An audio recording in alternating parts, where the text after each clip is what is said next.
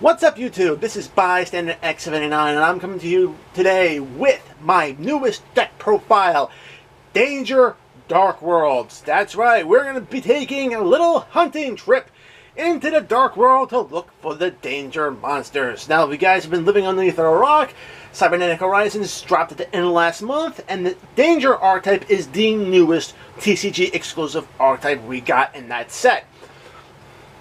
Alright, it's based off of all the cryptozoological monsters. Bigfoot, Nessie, the Loch Ness Monster, Chupacabra, Jackalope. Those were all featured in Cybernetic Horizons. We also got a field spell and a trap card in that set.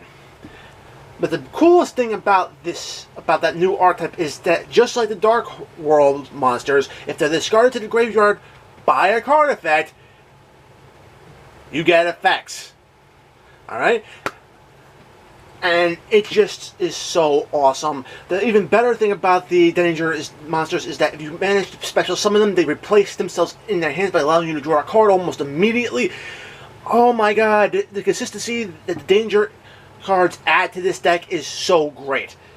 Alright, I could just stand here and go rattling on, but I'm going to get right into this deck profile here, because I'm just so excited to show you guys it. Alright. Alright, well, first things first, what I'm going to do is I'm going to be showing you guys the Darkworlds that I'm running. So I'm running one copy of Beige. Alright, Beige, the Vanguard of Darkworld. Basically, whenever he's discarded by a card effect to the graveyard, he special summons himself back to the field. Primarily, he's there to get extra buy on the field, to basically bounce himself, to be bounced off the field, to special summon Grapha out of the graveyard. Okay. Run 3 copies of Brow, the Huntsman of Darkworld. You can't have a hunting party without a huntsman.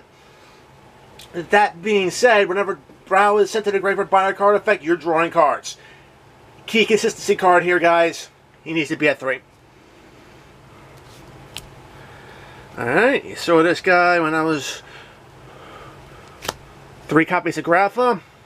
He's the boss monster of the Darkworld deck. Basically, when he's in the graveyard, you have a face-up Darkworld monster on your field. You can bounce the monster off the field back to your hand and special summon him out from the graveyard. If he's discarded to the graveyard by your opponent's card effect, by a card effect, excuse me, he pops a monster onto the field. He doesn't pop a monster. He pops any card on your opponent's field, to be specific. So he's actually a very good card removal.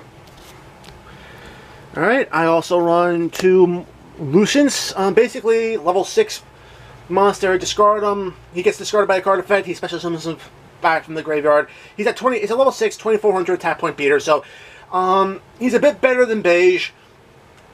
I run him at 2 to complement the 1 copy of Beige. So you have at least stuff to bounce, to basically special summon out of the graveyard to keep Graphas on the field. Alright. And of course, you can't run a Darkworld deck without 3 copies of Snow, the Unlight of the Darkworld. Whenever this card is discarded to the graveyard by effect, you search your deck for any Darkworld card. With that being said, we're going to get right into the next set of monsters, which are the Danger monsters. You have 3 copies of Danger Bigfoot. Alright, now the way the Dangers work is that you have to reveal them from your hand. Then you shuffle your hand. Your opponent has to randomly pick one of the cards in your hand. If they pick the Danger monster you revealed, it goes to the graveyard and it gets this grave effect. However, if they don't pick it, you can special summon it, and that's when you can draw a card to replace it. Thing about it is that the special summoning is in once per turn, so you can actually special summon multiple Bigfoots in one turn. The graveyard effect is one per turn, and whenever Bigfoot is sent to the graveyard by a card effect, it pops a face-up monster on your field. So that's the thing. It's 3,000 attack, 0 defense, so it's a bit of a beat stick there. That's why I'm running 3. In future versions, I might be toggling his, because since he only targets face-up monsters, and as long as the Nightmare monsters are viable in the meta, might not be the best situation. I mean, to try. I might toggle them down to 2 and maybe jackal up to 2, but we'll see. Right now I like him at 3. Alright. We got 3 copies of Danger Nessie. Now Danger Nessie has the special summon effect, and whenever I'm calling her she, because whenever she's sent to the graveyard, you search your deck for any danger card you need. So search power, you need to run her at 3. I have 1 copy of Jackalope. Jackalope is pretty cool. Whenever it's sent to the graveyard by a card effect, you special summon a danger monster onto the field in defense position. I know a lot of people think that kind of sucks, but getting that extra body onto the field can actually help you build up your field. So I'm trying it out at 1. Like I said before, if I feel I need another copy, I'll add another copy and knock down Bigfoot down to 1, since it only targets face-up monsters, while Grappa targets anything on the field. So, and of course, last but not least, I am running 3 copies of Danger Chupacabra. Whenever Chupacabra is discarded to the graveyard by a card effect, you get the special summon a danger monster from your graveyard back to your field. So awesome to help keep field presence going, and not only that, but it's also a theme type monster, which blends extremely well with the Darkworld support we have in this deck. So you could actually use Chupacabra to help fuel the gates of the Darkworld field spell, the gates of Darkworld effect. Another thing about the danger monsters, they're all dark attributes, so you know where I'm going to be going with that in the spells. And speaking of which, we're going right at it. I'm running 2 copies of Allure of Darkness. I feel 2 is all that you need, since the danger monsters replace themselves whenever there's special summon from your hand. I have plenty of other draw effects in this deck, so really, 2 is all you need. One of the cards that I like to run here is Darkworld Dealings. Both players draw a card, both players discard a card.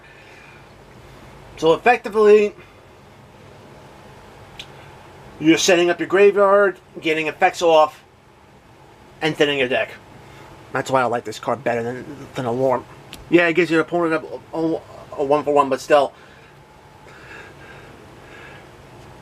this card will take care of any issues. Draw it down to the grave. Basically, both players reveal their hands to their players. Each player then selects 1 card out of their opponent's hands to discard to the grave, which triggers your Darkworld or Danger effects. And then both players draw a card.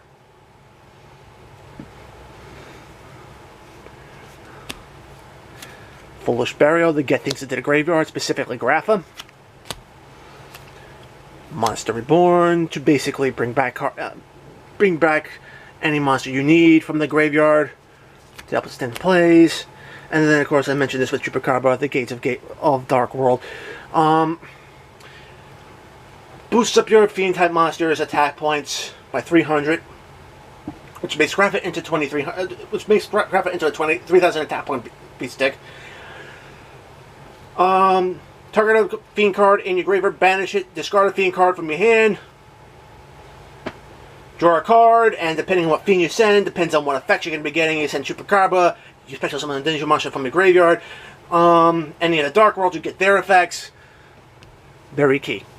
And searchable by snow. Alright, traps. 3 copies of Danger Zone. Alright, basically draw 3 cards and then basically discard 2, and one of those cards has to be another danger card. Otherwise, you reveal your hand and shuffle it back to your deck.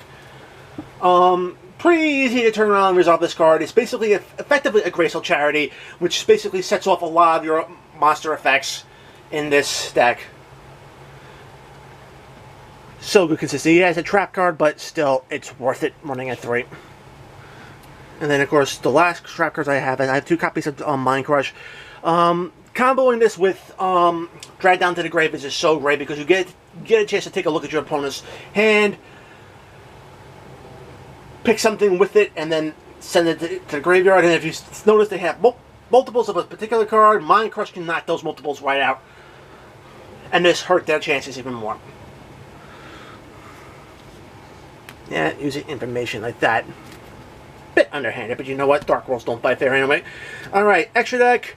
1 copy of Olivier, because we are banishing with the Gates of Darkworld and the Lore of Darkness. I run the Utopia package in here, basically because it can help you get over big monsters in a pinch. I do run Utopia Beyond in there because I have 2 level 6s and it bombs out all your opponent's monsters' attack. And that's a permanent attack decrease, so very useful. My level 7, now a lot of people are liking to use number 42 Galaxy Tomahawk. In this deck, I actually prefer using Mecha Phantom Beast Dracosac. I find his effect a little bit more useful than Tomahawk, because Tomahawk really needs a full clear main monster zones in order to get all those tokens on the field. With this deck, I find already have multiple other monsters on the field besides the 2 level 7s that will make it. So that's just the 2 tokens it creates is more than enough. Alright, and of course, from there, you can turn around and just create 2 tokens. Quill Fort Genius. Turn the other token into a Link Spider, and then you have your 4 monsters. Or you don't even have to use Quill Fort Genius. You can, in this deck, you can actually just use Dracosac, pop a card off your opponent's field with one of the tokens, turn the other one into a Link Spider, and then link off the two of the monsters you have, the Link Spider and this card, and you get Saruja, and Saruja will fix your hand easily. Alright, and of course I do have the Galaxy Eyes package as well. Cypher Dragon, Full Armored, and Cypher Blade, basically just to help with extra card removal from the field.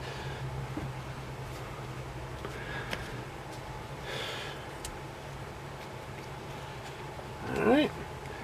Link Spider to help with the Saruja play. Quill Fort Genius if you want to go that way. 1 copy of Wee Witch's Apprentice, because they're all Dark Attribute monsters, and this card power boosts all Dark Attribute monsters on the field by 500. And when it's sent to the graveyard, you get to add a Dark Attribute monster back from your graveyard to your hand, so it's very good. If you don't want to run Quill Fort Genius, double this one up. Triple Burst Dragon, because it's an out to bore load, and it can inflict piercing damage. Speaking of bore load, you gotta have him in the deck. Causes so many problems. And then of course, I also run Bull Sword, just to help enable some more plays and push for more damage. And of course, the link for that I love going into the most, Saruja Skull Dread, basically because power boost all monsters by 500 data points too. Gets you that extra special summon from your hand, which means if you have an extra Grapple or a Bigfoot or a Nessie or something in your hand that you want to get onto the field and you don't want to do the danger hunt, you can just special summon it to the field with Saruja's effect. And of course, four monsters with different names allows you to basically to draw the 4 cards. And then place 3 cards from your hand at the bottom of the deck in any order you want. It basically allows you to fix your hand. Seriously, it's so good.